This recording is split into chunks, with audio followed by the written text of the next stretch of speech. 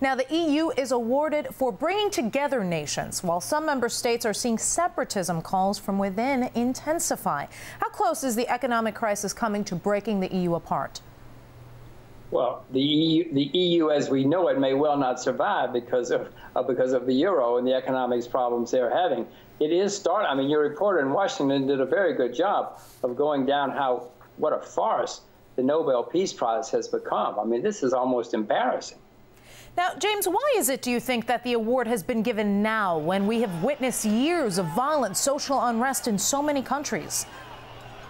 Oh, sure. I couldn't agree more. And Europe has been bombing Libya. Europe has been bombing Syria. Europe has been bombing Afghanistan, Iraq, Yugoslavia a few years ago.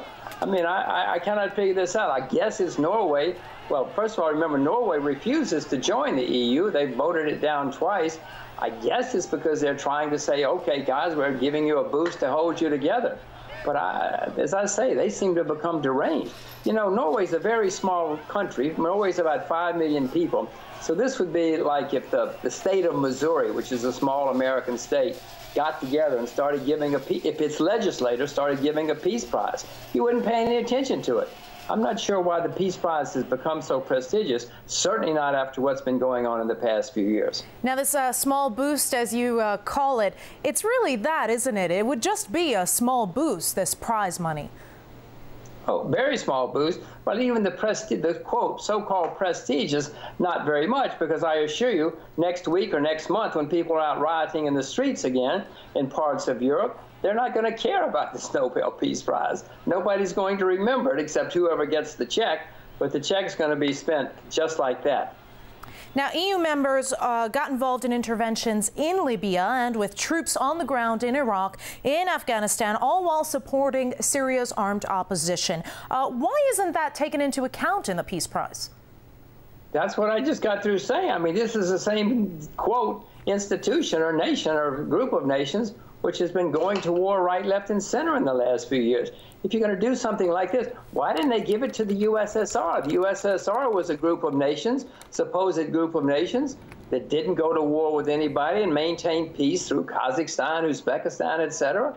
I mean, this is ludicrous. Now, why not give it to Germany? Why not give it to Germany? They merged East and West Germany to maintain peace in Germany. James, I mean, this is absurd. Many point to a crisis of democracy in the EU, with painful measures being imposed on struggling citizens. We're seeing that even today. Where does that fit into the Nobel Peace Prize ethos?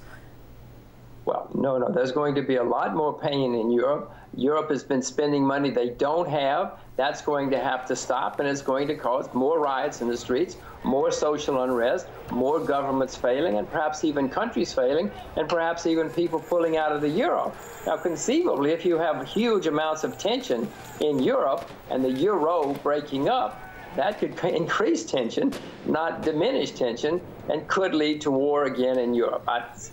It'd be far-fetched, it'd be a long way away, but it could happen again if this causes, or if the present circumstances cause the euro to break up. All right, thoughts and analysis live from Singapore. James Rogers, international investor and author of A Gift to My Children book. Thank you for joining RT.